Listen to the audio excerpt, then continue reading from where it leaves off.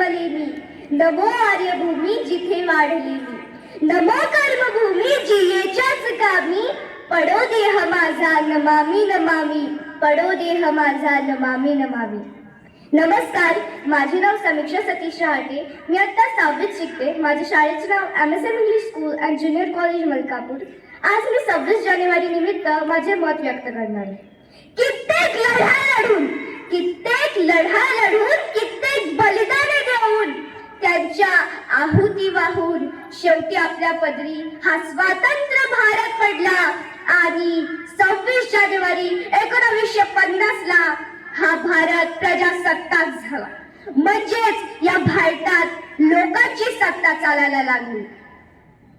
मित्रांनो, भारत, इंडिया, हिंदुस्तान ही नावं तोंडावर जरी आली तरी असं रक्त सळसळायला लागतं.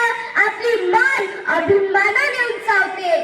तो तिरंगा आपल्या समोर फडकत जरी असला तरी आपल्या सगळ्यांच्या मनातला जो देशाबद्दलचा भाव, जो आदर असतो तो खरंच बघण्यासारखा असतो. किसी ने खूब कहा है कि हम अपनी जान के दुश्मन को भी अपनी जान कहते हैं. हम अपने जान के दुश्मन को भी अपनी जान कहते हैं और मोहब्बत की इसी मिट्टी को हिंदुस्तान कहते हैं. मोहब्बत की इसी मिट्टी को हिंदुस्तान कहते हैं. और जो दुनिया में दिखाई दे उसे खामोशी कहते हैं. जो दुनिया में दिखाई दे उसे खामोशी कहते हैं. और जो आंखों में दिखाई दे उसे तूफान कहते हैं. जो आंखों में दिखाई दे उसे तूफान कहते हैं. मित्रांनो, तुम्हाला माहितीये आपल्या भारताला पहिले सोने की चिडिया असं म्हटलं जात होतं. का? कारण आपल्या भारतासारखा सुख संपन्न, शेती प्रधान, कृषी प्रधान देश दुसरा कोणता त्या काळी तरी नव्हता हो. कदाचित म्हणूनच इंग्रजांना आपल्या देशाबाहेर पाऊल टाकायला वेळ लागला असेल. 1857 ला सुरू झालेला तो स्वातंत्र्य संग्राम, ते युद्ध शेवटी 15 ऑगस्ट 1947 ला शांत झाले. आणि 26 जानेवारी 1950 ला डॉक्टर बाबासाहेब आंबेडकरांनी आपल्या भारताला संविधान दिले, म्हणजेच राज्यघटना दिली. पण मित्रांनो, आपला देश फक्त इंग्रजांपासून स्वतंत्र झालाय. जातीभेदापासून नाही, धर्मभेदापासून नाही. ते कार्य तर अजूनही चालू आहे. डॉक्टर बाबासाहेब आंबेडकर, जवाहरलाल नेहरू, लाल बहादूर शास्त्री अशा अनेक नेत्यांनी खूप प्रयत्न केले या स्वतंत्र भारताला सुरज्यात बदलण्यासाठी.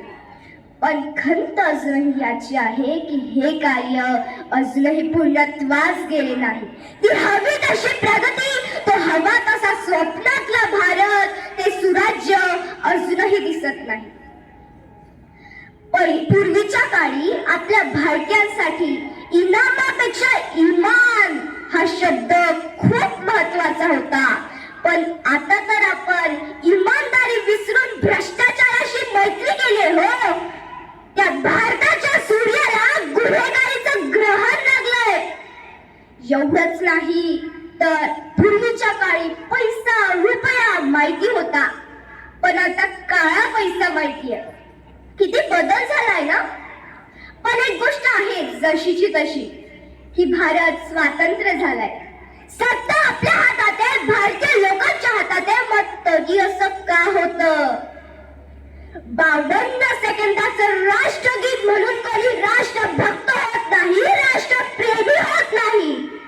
नाही 15 ऑगस्ट किंवा 26 जानेवारीला वंदे मातरम म्हणून कोणी राष्ट्रभक्त होतं. राष्ट्रभक्त बनता येतं ते राष्ट्र उभारणीच्या भावनेने. राष्ट्रभक्त बनता येतं ते बंधुत्वाच्या भावनेने. राष्ट्रभक्त बनता येतं ते देशाच्या प्रगतीसाठी केलेल्या प्रत्येक प्रयत्नाने. राष्ट्रभक्त होता येतं ते इमानदारीने. जरा विचारा स्वतःला, आहेत का हे गुण आपल्यातही? आणि जर नसतील तर आहोत का आपण राष्ट्रभक्त? एक ते राष्ट्रभक्त आहेत जे महामारीच्या काळातही कर्तव्य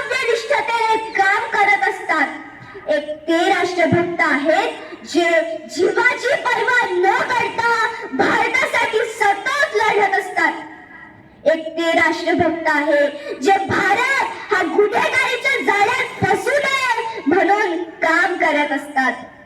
आणि आपल्या सगळ्यांमध्ये उपस्थित हे शिक्षक जे कार्यरत राहून मुलांच्या विद्यार्थ्यांच्या उज्ज्वल भविष्यासाठी प्रयत्न करतात, हे आहे खरे राष्ट्रभक्त, हे आहे खरे राष्ट्रप्रेमी. मित्रांनो, विद्यार्थी मित्रांनो, मग आपलं नाव याच्यात येत का नाहीये? काय कमी पडत आहे आपल्यात? आपण राष्ट्रभक्त म्हणून स्टेटस तर लावतच असतो ना. मग एखाद्या मनातल्या राष्ट्रभक्ताला ज्या दिवशी आपली युवा पिढी खऱ्या अर्थाने सुसज्ज होईल, त्या दिवशी आपला हा भारत खऱ्या अर्थाने सुराज्यात बदलेल, त्या दिवशी हा भारत खऱ्या अर्थाने प्रजासत्ताक होईल. इथेच थांबते. धन्यवाद.